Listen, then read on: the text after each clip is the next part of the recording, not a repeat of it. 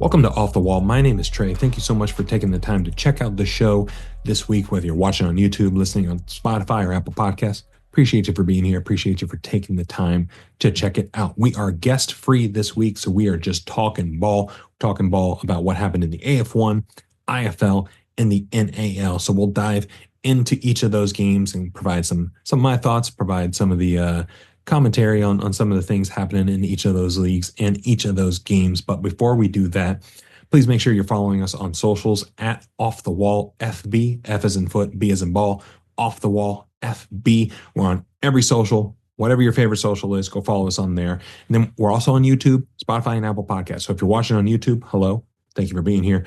Please make sure you're subscribing to the channel, liking the video, and sharing it with a friend. Go check out an episode of the Turf Tapes we just did not too long ago, 2 days ago. Go check out that one. It was a fun game between the Las Vegas Gladiators and the Austin Wranglers from the 2007 AFL season.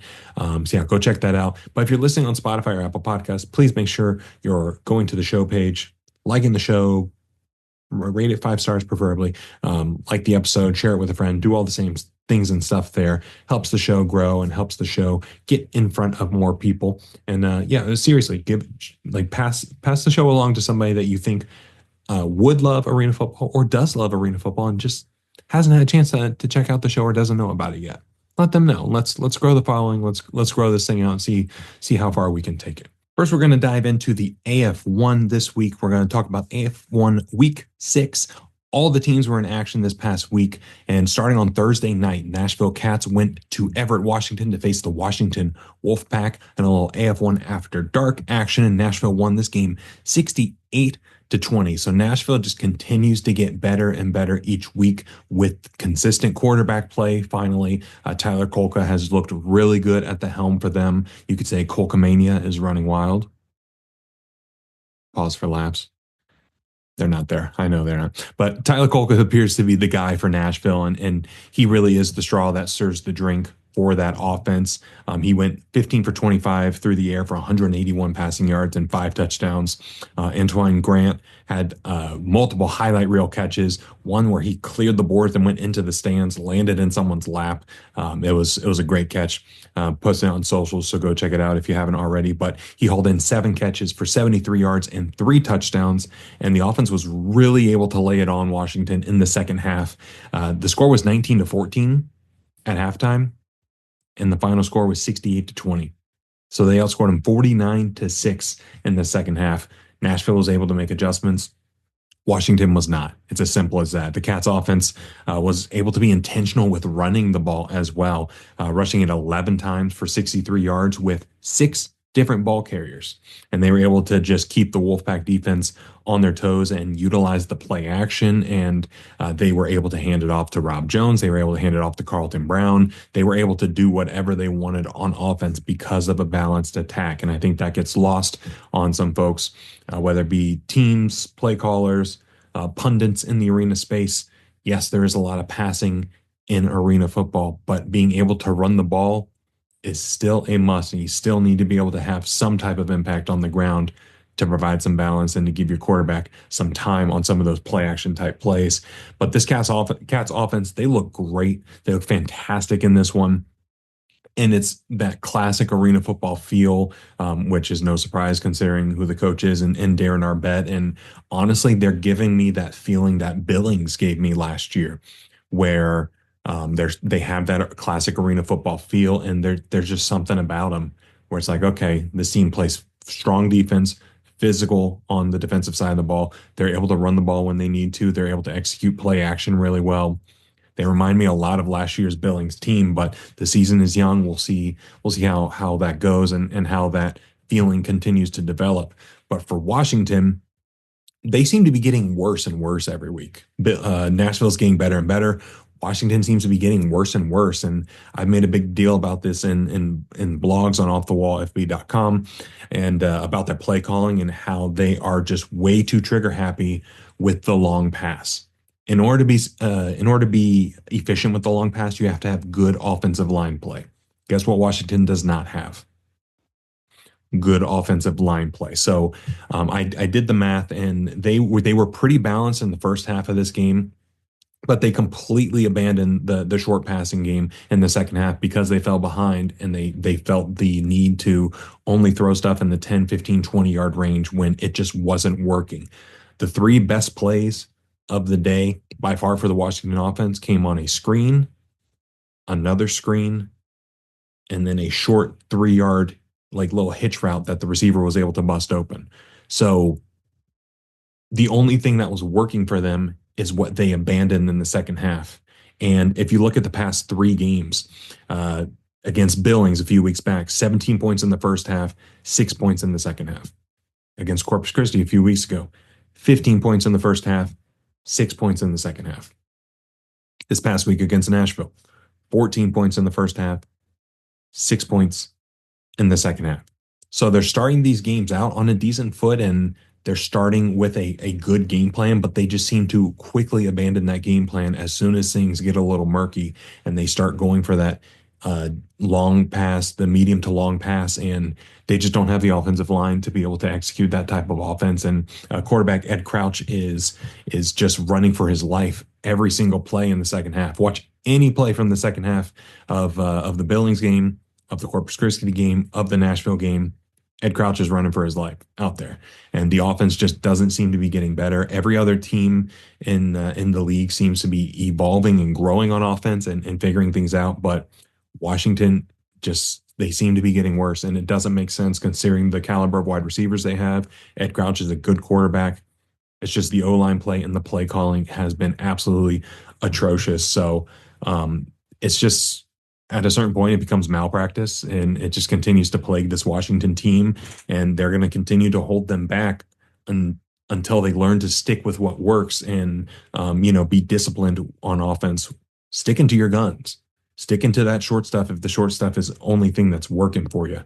So it seems like Washington is doing a great job of off the field stuff and gathering sponsorships. You watch the Washington broadcast, they're rattling off sponsorships and partnerships every opportunity that they can. So they've got the community behind them. It's time for the team to show up and do what they need to do on the field. So Washington is in a rough spot right now.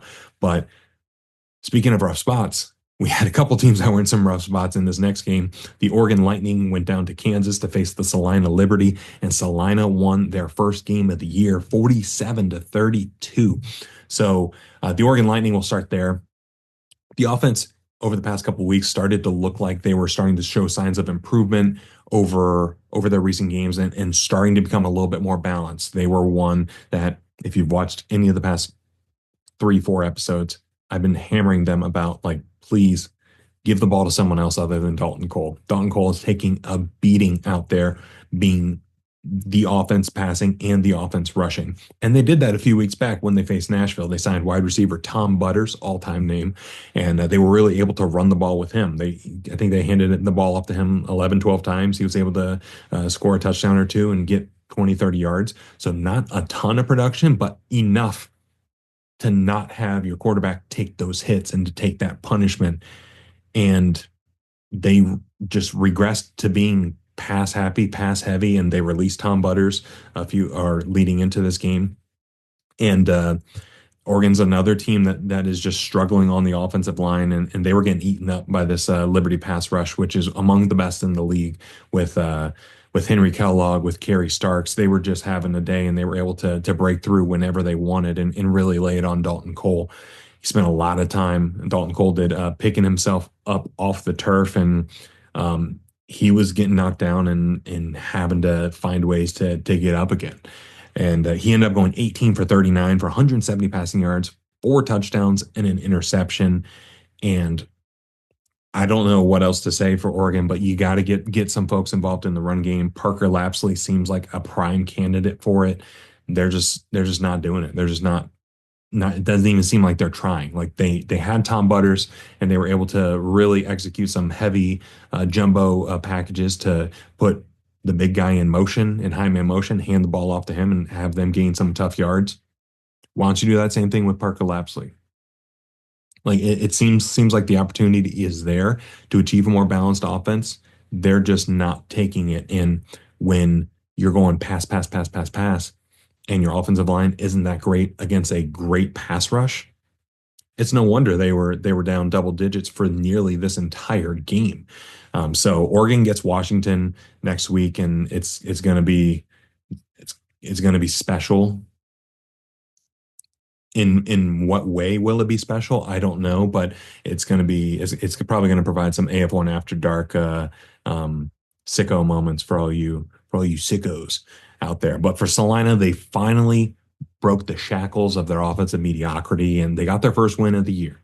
And they did it by getting a new quarterback and introducing him into the mix, like some people have been clamoring for the past couple of weeks. So they finally did it. Those Mad Lads. They signed quarterback Rakeem Cato, who most recently played with Nashville for a single game before being released unceremoniously a few days later. But Rakeem Cato came in. He was able to be a facilitator for this offense and get the ball to the playmakers. That's all this offense needed, was somebody to be a facilitator. They didn't need someone to go out there and play hero ball. They just didn't need that. They needed someone who could get the ball to Tracy Brooks, who could get the ball to Malik Honeycutt, who could get the ball to Ed Smith and let them do their thing. Tracy Brooks absolutely exploded in this one. His best performance of the season so far, 15 carries, 52 yards, and 2 touchdowns. And wide receiver Malik Honeycutt quickly developed a rapport with Cato, and he was able to haul in 4 catches for 59 yards and 3 touchdowns. So the offense was finally clicking, and that defense, again, was disruptive to that Oregon offensive line. Gary Starks, Henry Kellogg, they were just getting in the backfield every opportunity that they could in this game.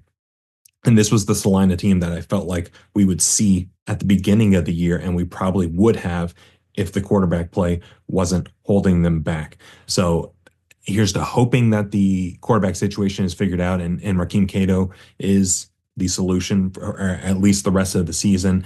But they've got some ground to make up in the standings, and hopefully they'll be able to make up some of that ground over the next couple of weeks. But their schedule is not for the faint of heart. They've got Billings. They've got, I believe they've got Southwest Kansas over the next couple of weeks. So they're going to have their tests for sure. And if they're able to play the way they did in this one, they have a great shot of competing and potentially winning those games and getting themselves back into a playoff position. Speaking of Southwest Kansas, that's the next game we're going to talk about. Southwest Kansas Storm at the Corpus Christi Tritons, and Southwest Kansas won this game 47-40. So I was chatting with an Arena Ball internet friend of mine, and they weren't terribly familiar with AF1. They're more familiar with IFL and a little bit of NAL. They were asking me about AF1.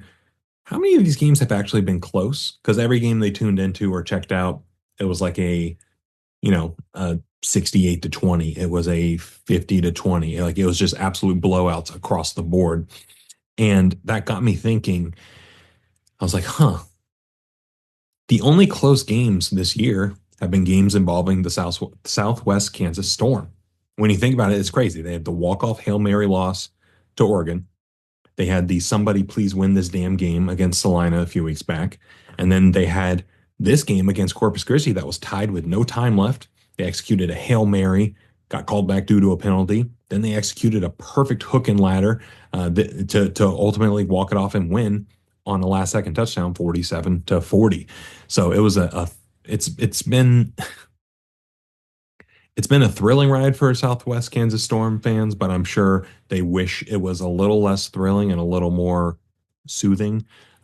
Just because some of these games Southwest Kansas could have had in hand. They could have put it away on their own terms, but they let their opponents back into it. And that wasn't really the case in this one. Quarterback Jalen Morton, he had a really good bounce back game after a rough showing against the Liberty. He went 23 for 42, 264 yards passing, 6 touchdowns, 2 interceptions, and his favorite target for the day was Shiloh Flanagan. Great name, love Shiloh. Had quite a day with 9 catches for 120 yards and 2 of those touchdowns, including that last second hook and ladder that ended up being the walk-off winner for the Storm. But this was a pretty refreshing performance from the Storm, considering what was just an ugly, no good. I can't believe they almost lost. I also can't believe they won at the same time game last week against Salina. And they're sitting pretty at 4-2 right now with a couple big games against Nashville and Billings on the horizon. So those are going to be some good matchups to see who is the best of the second tier of the AF1 right now, if we're just being honest. The Albany Firebirds are on a tier by themselves right now. The middle portion gets a little muddy between Nashville, Corpus Christi, Southwest Kansas. You can make the argument that Salina's in that middle portion in Billings. So the middle five there is where it gets a little interesting. But for Corpus Christi, this loss should have an asterisk. The AF1 came out and acknowledged that the end of the game wasn't handled appropriately per the rules of the game, and this game should have gone to overtime.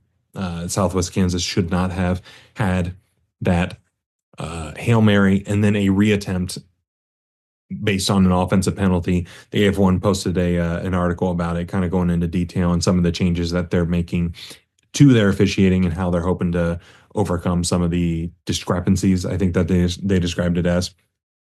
But ultimately, I think the Tritons still looked good in this one, and they were able to trade blows with the Storm all day. And this was a tight game all throughout. It wasn't like one team was dominating the entire time. Running back Josiah King, he had a pretty good game on the ground, 11 carries, 48 yards, 2 touchdowns, while Fred Payton also tacked on 2 additional touchdowns. So the Corpus Christi ground game was able to get going. Peyton Jr. also had 212 passing yards and 2 touchdowns through the air and was distributing the ball pretty well. 6 different receivers involved in the action and catching at least 1 pass in this one. So they had a couple key turnovers I'm sure that they'll want back. But overall, I like how Corpus Christi is playing.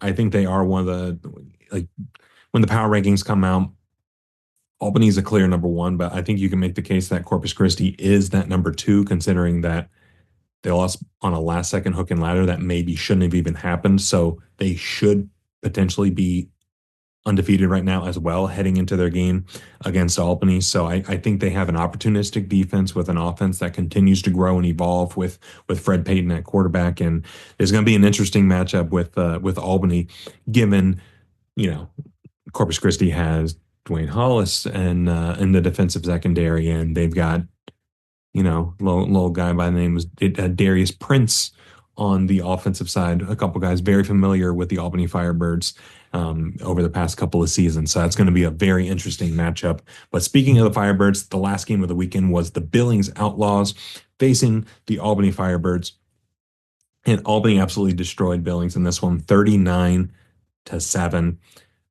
Heading into these 2 games back to back against Billings, everyone was licking their chops for Albany, or everyone in general, I should say, was licking their chops at how good this matchup could potentially be for the league as a whole.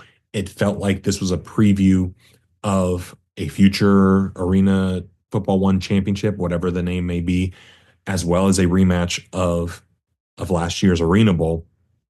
And Albany just came in and said, no, we're not going to make this a fun game for anybody. We're just going to go and smack Billings around, and that's that.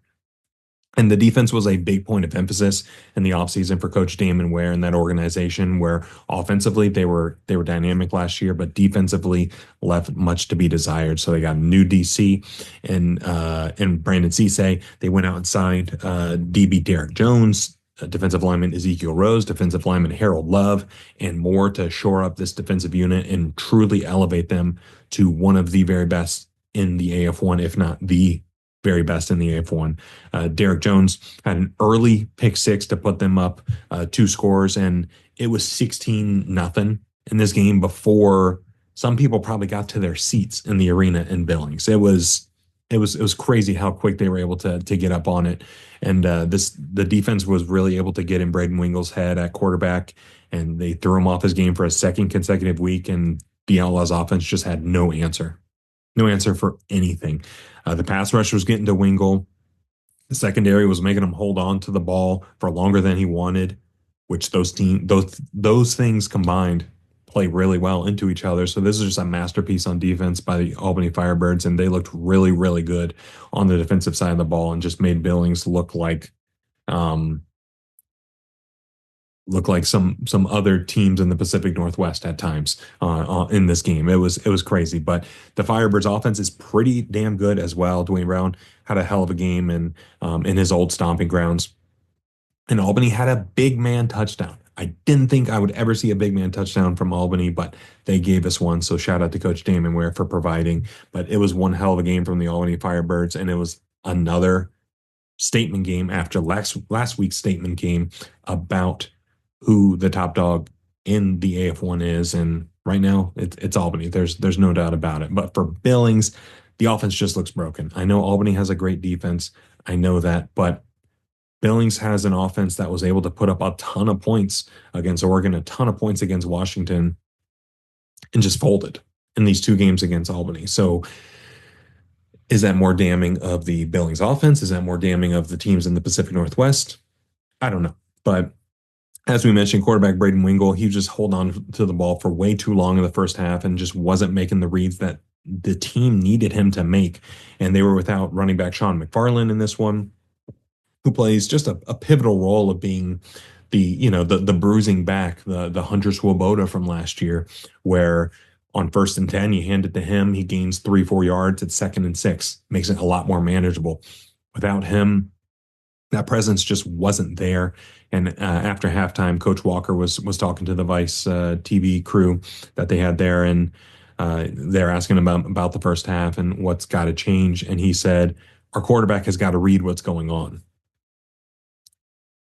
That is coach speak for he's got to figure his blank and blank out very quickly. And he did not. And ultimately, Danny Southwick, backup quarterback who's been around for decades, literally decades, came in and finished the game. But I would not be surprised if they brought in another quarterback body this week to, at least see what they've got, because this offense has just bottomed out, it seems like. And they need to get back to what has been working for them, establishing the run and the occasional deep ball to open things up and work that short to middle game. But Sean McFarland is on the IR now, so he's probably out for the rest of the year. So they're going to have some other guys step up in a big way, and we'll have to see how this Billings offense can regain some of that form, and if they're going to be able to figure things out. Because Randy Hippard, he was able to tear up the league last year when he came on with Nashville halfway through. Do we potentially see Hibbert throw on the shoulder pads and helmet one more time?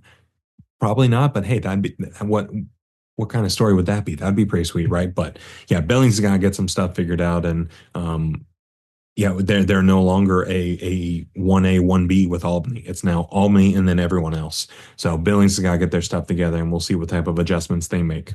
We're going to shift over to the IFL Week 5. Only 4 games in the IFL slate this past weekend. 6 teams had bye weeks, and so we had a handful of games all taking place on Saturday night. So it was a busy Saturday night in arena ball. But the first game to kick off was the Massachusetts Pirates at the Jacksonville Sharks. So Massachusetts went down to Florida and picked up a 42-35 win in this one. And heading into this game, the Pirates were coming off of a big win, knocking off a previously unbeaten Fisher's Freight team at home in a game that they desperately needed to be able to get back on track and right the woes of their offense. And they are able to go down to Florida and knock off a previously unbeaten team in the Eastern Conference again, this time in the Sharks.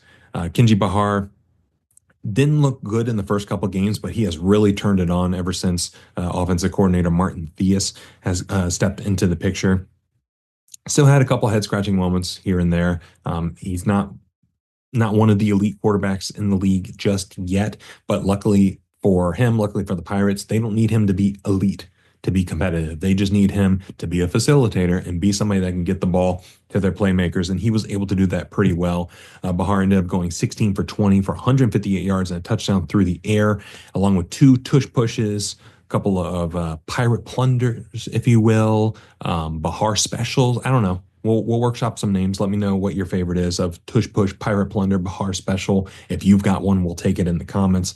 But Puka Williams, our running back, also had a strong game in this one and was able to score twice on the ground and picked up some crucial first downs down the stretch through the air as well. So the Pirates have turned things around, and they started off 0-2, but they've quickly got themselves back to 500 and look to be a solid team and look to be putting up a decent fight. Not a decent fight, a good fight these past couple games against some really quality opponents. And next game that they have is against Green Bay, a rematch of last year's Eastern Conference championship game. So that's one's going to be a good one. But for Jacksonville, this needs to be a wake-up call for their offense. I don't know how else to say it. In the Eastern Conference, they are ranked number 1 in defense. That's good. They are ranked last in scoring offense. Bad. Not good. Defense wins championships. Yes.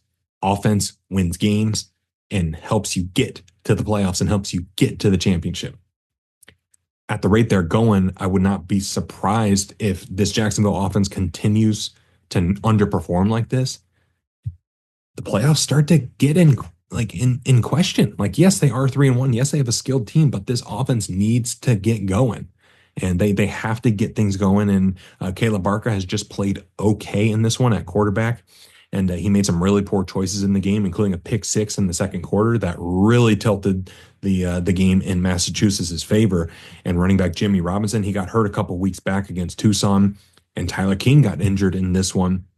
And suddenly that three-headed monster in the backfield for the Sharks, where you look at it like, oh my gosh, all 3 of these guys are dynamic playmakers.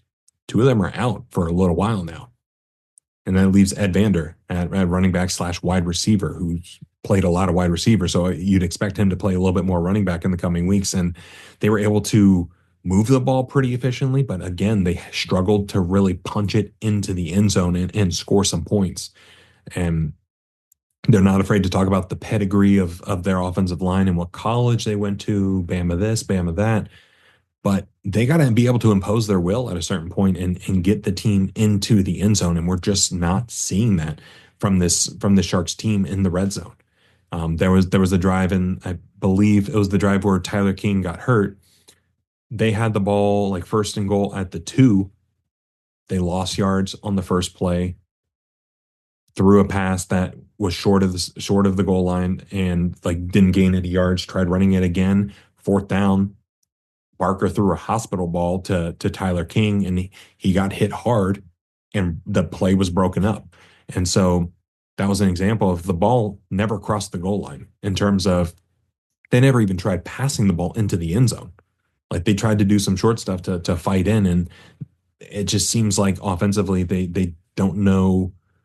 Like offensively, they had some struggles last year finding an identity, and they didn't get that until the end of the year. Seems like they're having some of those same struggles despite this revamped roster and despite the caliber of players that they have on the offensive side of the ball. Jaden Stoshak at wide receiver, he had the most notable game of the day for the Sharks with 4 catches, 59 yards, and 2 touchdowns.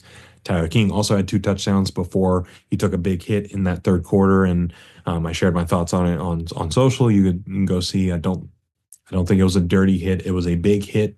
It's unfortunate he got hurt on it, but I don't think it was a dirty hit. But we can argue about it on socials if you want. And the defense played really well in this one and nearly forced Kenji Bahar into some bad decisions, but the offense just has to do better. They absolutely have to do better. Otherwise, we might be looking at the first of many potential losses coming up, because they've got Quad City coming up this upcoming week. And the Quad City defense has been playing very, very well. So a good defense against an offense that has been drastically underperforming. Quad City looks like they might be able to take care of business. But moving over to another team in the East, Fisher's Freight was able to host the Bay Area Panthers, and Bay Area came in and absolutely stomped on Fisher's Freight. Bay Area won this game 57-41, and Bay Area stumbled out of the gate a little bit this season, getting the offense going. The defense was incredible for the first all 4 games so far this season, but the offense was really having a hard time getting things going, and this was their best output on the season by far. Quarterback Josh Jones leading the way both through the air and on the ground, scoring 5 total touchdowns. Wide receiver Josh Tomas continues to play his running back wide receiver hybrid role and found his way into the end zone for 2 rushing touchdowns as well. But again, the story of the Bay Area Panthers is this defense. I talk about this guy all the time. He's just so incredibly good, and I hope to have him on the show one day. Defensive back Tyler Watson. He had another really, really great game, this time with 3 interceptions, returning 1 for a pick 6 and returning another to like the 6-inch line. So he almost had 2 pick 6s in this game, and he was just incredible. And the defense was making life very difficult for the Fishers quarterback. in his first start, forcing 5 interceptions and limiting that passing attack to only 4 completed passes. So the Fishers quarterback completed more passes to Bay Area players than they did Fishers players. Wrap your brain around that. But the Bay Area secondary is by far the strength of this team yet again, and they're going to be the reason why they win a lot of games. And this defense continues to play at a high level. The offense is starting to turn it on, and Bay Area is once again looking like a very, very dangerous team out in the West. But for Fishers, this was a rough go on offense. They just weren't able to pass the ball very well, and they were able to get some success running the ball. Quarterback Keegan Shoemaker in his first start, he was carried the ball for 16 times for 93 yards and 4 touchdowns. And running back John Lewis, 19 carries for 87 yards and a touchdown. But the offense just couldn't really pass the ball that well. And we've seen this before in Dixie Wooten offenses. We saw it last year with Bay Area to an extent in a couple games where they were able to run the ball very well, but not able to pass it very well. And some of those same ailments that plagued that Bay Area offense last season, especially in the playoffs, seem to ail them in this one. So they have a bit of a quarterback controversy 4 games into their inaugural season. Do they continue to go with Keegan Shoemaker and hope that the passing attack improves? Because that's his strength in the quarterback battle, is his ability to pass the ball. Or do they flip it back to quarterback Jair Wright, who started the first couple games before stumbling a little bit against Massachusetts? So what they end up doing in Fishers is going to be interesting. It might be a little telling of the future of the franchise, but yeah, they seem to be falling into a trap that a couple teams fell into last year, where if you have 2 quarterbacks, you have none. You got to stick with one of the quarterbacks and see how far he can take you. I think they should go back to Jair Wright, personally. I think having one rough quarter against a very good Massachusetts Pirates defense shouldn't lead you to the bench by any means. But we'll see what Coach Wooten and co end up wanting to do. We also had another Eastern Conference game, or Eastern Conference team, rather, hosting a Western Conference opponent. San Antonio visited Tulsa, and Tulsa ended up winning this game 45-31. So the offense for the Oilers exploded last week, but the defense let them down and gave up. The offense scored 68. The defense gave up 74. Not much you can do on the offensive side of the ball there. And this is the team that I thought we would see out of Tulsa this entire year. This was the one where we have an offense that is able to score a ton of points, move the ball, both passing and rushing, and a defense that is able to come up with stops and play a very physical game. And this was who we thought they were. And TJ Edwards, another great game for the Oilers, actually IFL Player of the Week for a second consecutive week, 16 for 19, 147 passing yards, 4 touchdowns, and then 55 rushing yards and 2 more on the ground. And they were able to jump out to a 21-point lead in the third quarter, and they were able to hold on and really run out the rest of the clock to improve to 2-2 on the year. But the Tulsa defense really rose to the occasion in their home opener. This San Antonio offense last week against Arizona, or a couple weeks back now, against Arizona, scored 55 points, which was pretty shocking considering what the San Antonio offense was able to do the first couple of weeks. But this Tulsa defense held them to just 24. So very impressive performance from the Tulsa defense here. And again, really great complimentary football from Tulsa for the first time. First couple games, Tulsa's defense showed up. Offense was figuring things out. That third game, offense exploded. Defense crumbled. This game, both sides of the ball played extremely well. And this was a game that they needed. And this, again, this showed who I thought they were going to be this entire year. And it took them a few games, but they got there. But team leading wide receiver Faison McClurge, he ended up getting the call up to the UFL, to the Michigan Panthers. So congrats to Faison, Unfazed, great podcast. Go check them out. But the rest of the wide receiver room in Tulsa had to rise up to fill that void, and they did that. They did that and more. Max Novak, friend of the program, was able to step in and make some plays and score a touchdown. And the wide receiver room is going to have to continue to improve and continue to fill that void as players come back from injury. I don't think that'll be an issue. And when you have somebody the caliber of TJ Edwards throwing the ball and commanding that offense, I think they're going to be just fine. But for San Antonio, they've got a little soul searching to do. Like they got to figure some things out. Not a whole lot has been working for them on offense, and they don't have an identity. Quarterback Malik Henry struggled a bit in this one, and they really couldn't get things going. And outside of a one long run play by backup quarterback Guy Myers in the fourth quarter, the running game was pretty non-existent in this one. So last year they didn't have much of a ground game, but they had a guy by the name of San Castronova to make up for it through the air. It's very clear that they don't have that luxury this year. Like, respectfully, Malik Henry has not been playing to the level of Sam Castronova, and I think I don't think anybody would be upset with that statement. But hey, you never know. But I think they really need to work on establishing a running game early in these games moving forward to help give Henry some time and develop that play action and maybe buy him a little bit more time, give the linebackers some pause, give the defensive linemen some additional things to think about. But then the question becomes, who is that running back? Who do you point to? I like CJ Odom.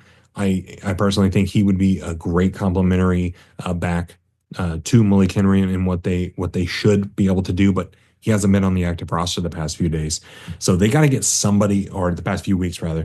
So they got to get somebody involved on the ground. They got to get somebody involved in the rushing attack to help take some of the pressure off Malik Henry.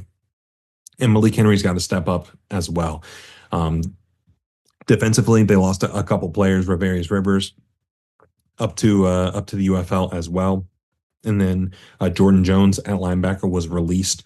So tough spot for San Antonio. They don't have an identity on offense. Their defensive identity is now lost.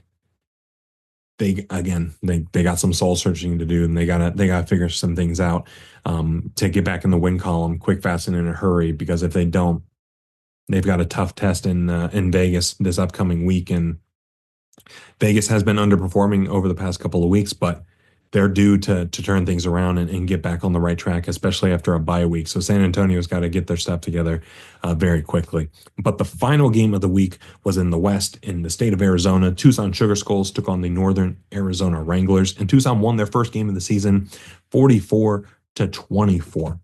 This was an ugly game. No ifs, ands, or buts about it. This was a very ugly game. Both teams coming in to the game looking for their first win, looking to get some momentum, get their season on track. And Tucson, they made some roster moves and brought in a couple of quarterbacks after starting two different quarterbacks in their first two games and not yielding good results at all. They brought in George Reyna, who was formerly with San Antonio, and then they traded for Larry Harrington from Arizona. And Reyna got the start at quarterback, and Harrington actually played time at wide receiver in this one and was the leading wide receiver. So that's pretty cool. Throughout the game, he like I said, he was playing wide receiver, and he later came in to play quarterback towards the end to really run the ball and run out the clock in the fourth quarter. And compared to some of the quarterback performances that Tucson has gotten over the first 2 weeks of the season and the last 13 weeks of last season, this was a massive step in the right direction and is something that is encouraging for Tucson fans out there. And again, the Sugar Skulls defense really stepped up in this one as well. They stepped up in a big way against Jacksonville and gave them a fighting chance to win that game, at least force overtime, at least tie it towards the end. And the defense continues to play really well. They shut out the Wranglers offense in the second half, which is not easy to do. Regardless of who you're playing, when you're playing them, shutting out a team in a whole half of football is not easy in the IFL, and they were able to do it. So big kudos to Tucson for getting their first win of the season. And if they can continue to play some really strong defense like they have, and if George Reyna can get heated up and they can get Larry Harrington involved on offense, and they still have Devontae Sapp Lynch at running back, they could sneak back into the playoff picture and make some noise. It was a very encouraging game from Tucson and a step in the right direction that they desperately needed. But for Northern Arizona, it seemed like one of the few opportunities for them to get in the win column this year. CJ Fowler at quarterback hasn't looked great. They have yet to score more than 30 points in a game this season. And Fowler ended this game 10 for 20 for 121 yards, 2 touchdowns and an interception, and was sacked 5 times. It was just a rough go for the Wranglers offense as a whole. And if you take away one big chunk play that resulted in a 41-yard touchdown, for the Wranglers offense. Take away 41 of those 121 yards. That's only 80 passing yards for the entire game for the Wranglers, and it just wasn't good. But similar to San Antonio, I'd like to see somebody emerge as a go-to running option to pair with CJ Fowler. I think CJ Fowler is very dynamic as a runner, but he can't do it all on his own. I think we saw that last year with Northern Arizona to an extent where Josh Jones was much more prolific through the air, but they need somebody to step up as a primary running option and let CJ Fowler be the um, the tails to the heads or tails of the running attack, if that makes sense. I don't know if that makes sense, but they need a primary player to be the point of focus in the rushing attack, whether that be David Elder at that wide receiver, running back ish position, whether it be Marvin Kinsey, who looks more like a traditional running back and probably looks like a better option for that heads or tails combination that I spoke on. Um, yeah, Northern Arizona, they faced some tough defenses this year so far, but regardless of the opponent, they got to be able to score more than 30. They just have to. And this offense just seems to have a ton of trouble getting started. Costly turnovers all throughout the game. They had a deep field goal that was blocked, and it just didn't seem like nothing really went right for them in this one. And I'm hoping that they can get things turned around. They got Ramon Atkins off of the RTR list. So we could see Ramon Atkins potentially making a comeback and making a start at quarterback very soon for the Wranglers. But yeah, it's going to be an uphill battle for this Northern Arizona team, and I'm hoping for the best. I'm hoping that they can be competitive and hoping that they can sneak up on some teams and potentially steal a win here or there. But man, I just have a hard time finding where that win is going to be on the schedule if they can't beat Tucson at home in this spot. Next, we're going to talk about the NAL. They had a 4-game slate as well. So each league had a 4-game slate. I didn't put that together until I just said that out loud, but they had a pretty good slate of games. Starting off on Friday night, the Beaumont Renegades went up. Yeah, went up to Columbus, Georgia to face the Columbus Lions, and Beaumont won this game 44-37. And this was a fantastic game. If you have the opportunity to go back and watch this game, please do. It was a thriller. All Beaumont games seem to be thrillers. We talked about it last week with Malcolm McCoy. I asked him as joking, like, is every game going to be a thriller? Apparently it is. Apparently it will be. But Beaumont's off to an incredible start when you really sit down and think about what they've accomplished so far this season in their first 3 games and getting 3 wins, defeating the 2024 NAL runner-ups, defeating the NAL champions from last year, and snapping their regular season winning streak. And then the 2024 league champs from the AIF last year and snapping a multi-year home winning streak for the Columbus Lions. So Beaumont plays a very impressive brand of football. They play tough defense. They have a quarterback that is relentless and not afraid to tuck it and run and absorb some contact and give some hits as well as take them. But quarterback Carl Robinson, he played really well in this one, and he ended up going 12 for 17, 126 yards and a touchdown, as well as 70 tough yards on the ground. So Columbus Lions defense did what they could, but the Beaumont offense was really impressive in this one. They ended up running for 150 yards on the ground against this Columbus defense that have been looking pretty stout all year up to this point. But the Beaumont defense also stepped up in a big way down the stretch, and they got another big 4th down stop at the end of the game to clinch the win, just like they did against Omaha last week. Same situation here. Absolutely thrilling finish. Go watch it if you haven't already. But for Columbus, this loss snaps. I think it was a 2.5, almost 3-year home winning streak, and it might have exposed some flaws. Quarterback Marcus Brooks didn't look great in this one, completing less than 50% of his passes for 125 yards and 2 touchdowns. And it got to a point where they threw newly signed quarterback Vincent Espinosa, who's with the Carolina Cobras a little bit earlier this year. They threw him out there just for a change of pace, just to see what would happen. And it wasn't great. So they went back to Marcus Brooks, but it was a rough one for the Lions. It seemed like they met their match, and this jump up to the NAL has proven to be a little bit tougher than some folks might have thought it would be after a multi-year run of success in the AIF. But the Columbus Lions are by no means out of it. The NAL is looking very competitive this year, especially with those middle of the pack teams that are sitting at 2-2, 3-2, 2-3 right now.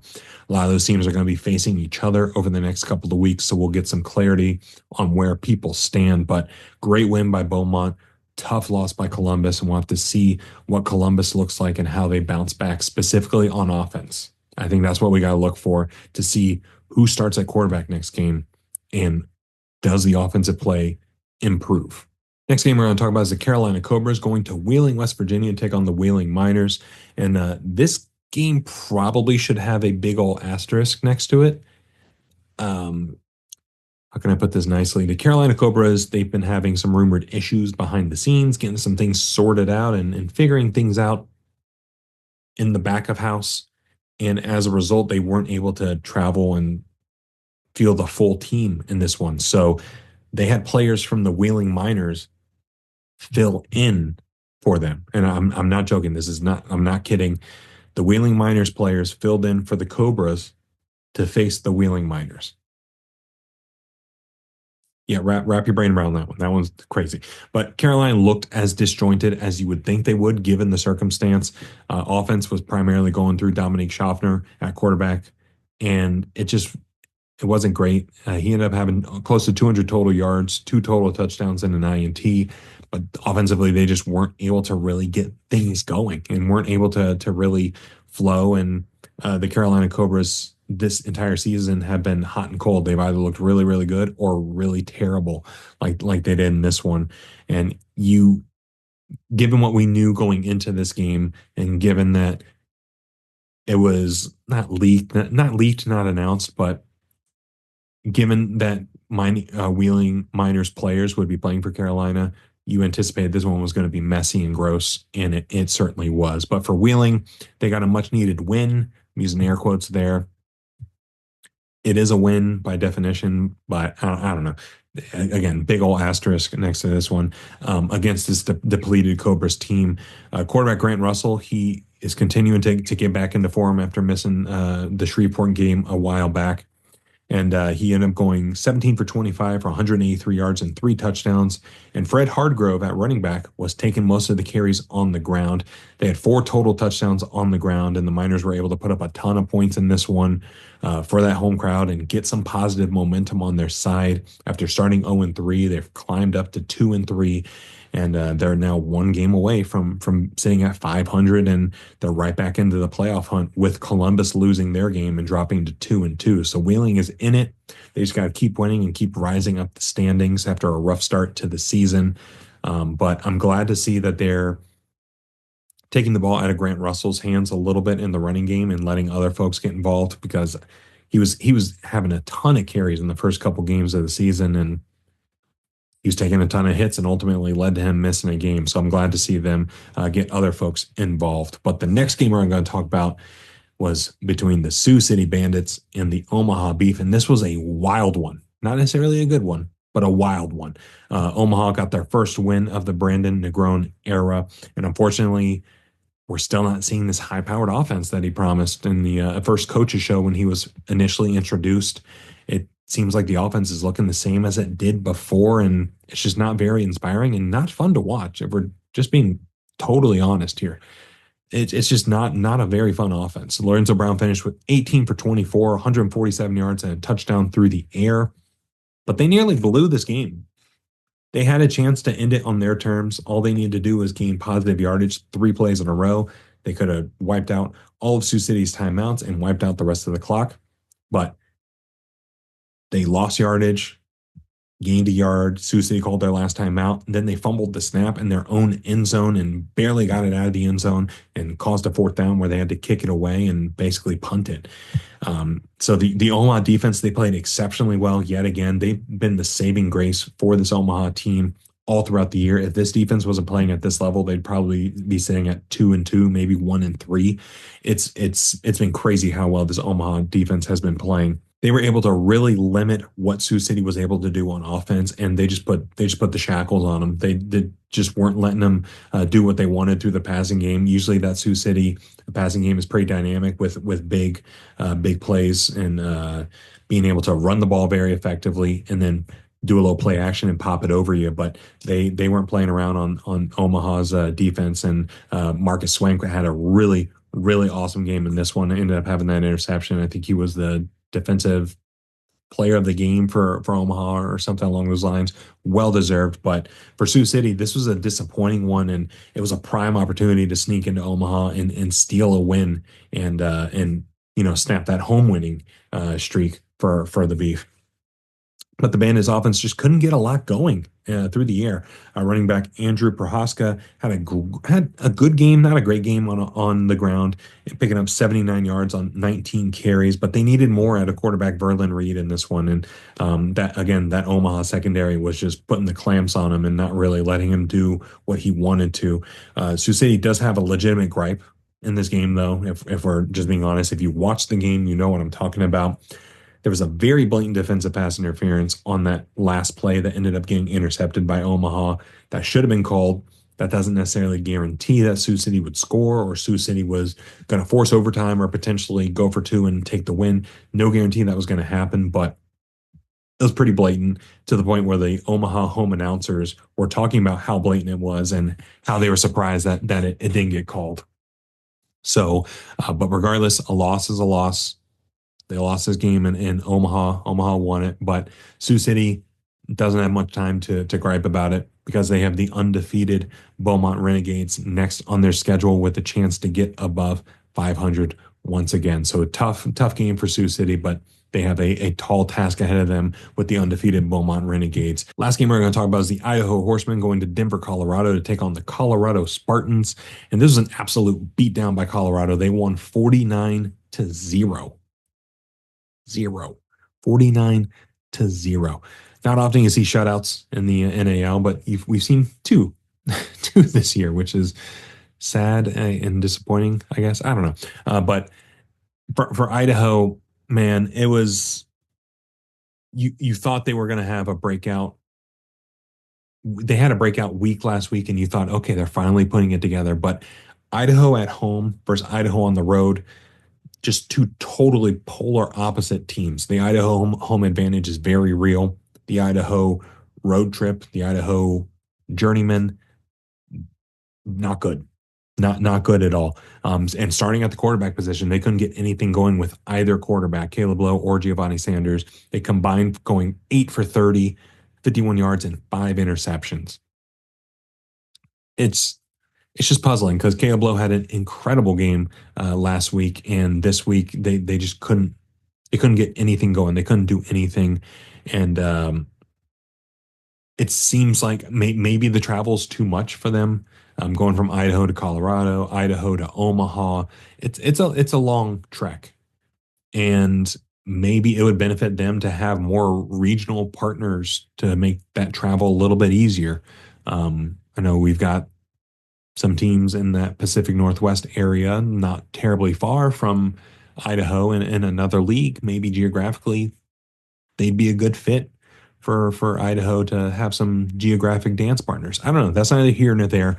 But for Colorado, they're an interesting case study. They started off hot against Wheeling. I think they scored 6 rushing touchdowns and just absolutely dominated on the ground.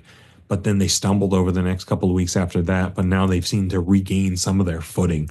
Quarterback Khalil Trotman got the start at quarterback. Ended up going 6 for 15. Completion percentage not great, but 91 yards and 4 touchdowns. So he didn't complete very many passes, but when he did, probably going for a touchdown. And the offense looked pretty good in this one, but the MVPs for the game, for sure, 100% were on the defensive side of the ball, specifically defensive lineman Sam Hammond, 3.5 sacks and a forced fumble. And then linebacker Isaias, I hope I said that right, Isaias Gandy, 5 tackles, 2 interceptions, and 2 touchdowns on those interceptions. So he scored twice. The offense for Idaho scored 0 times. Defense absolutely dominated this game and really put the Spartans in a great spot in the standings. And despite some of the hurdles that they face, they're only 1 game behind Omaha right now, which is shocking to see and shocking to kind of look at when you look at the standings, considering the season Omaha's had versus the season Colorado's had. They're one game behind them right now. And they get a chance to host the Columbus Lions this upcoming week. So that's going to be an interesting matchup, and it's going to be a good one between Colorado and Columbus to see what they can do against a Lions team that's hoping to bounce back, and this Colorado team that's hoping to continue their run of form. And that's the show. Thank you so much for checking it out this week. Going through AF1, IFL, NAL, ton of action. Four games in each slate, which is a very fun fact I didn't realize. But a lot of fun action. Thank you for checking out the show. Really appreciate you for taking the time out of your day. There's only 24 hours in a day. The fact that you chose to spend 35, 40-ish minutes here listening to me talk about arena football and indoor football means a lot. So please make sure you're following us on socials at Off the Wall FB, F as in foot, B as in ball, Off the Wall FB. All the links to the socials are in the YouTube description. And if you're watching on YouTube, hello, visual wave. Please make sure you're subscribing to the channel, liking the video, sharing it with a friend, doing all that fun stuff. We had an episode of the Turf Tapes a little bit earlier this week, so go check that out. If you didn't have a chance to watch it, you're able to run it back on YouTube. You're also able to watch it on Evergreen now in a couple of days. So that's a fun little tidbit. But if you're not watching on YouTube, you're listening on Spotify or Apple Podcasts, you can still help out. Don't you worry. Please go to the show page, rate the show 5 stars, share it with a friend as well. Do all the things and stuff that helps us grow a little bit. So appreciate all the love and support so far. Let's enjoy this upcoming slate of games that we have across the arena football world this upcoming weekend. And see you on socials. Make sure you follow us on there. Join the conversation, and we'll see you next time.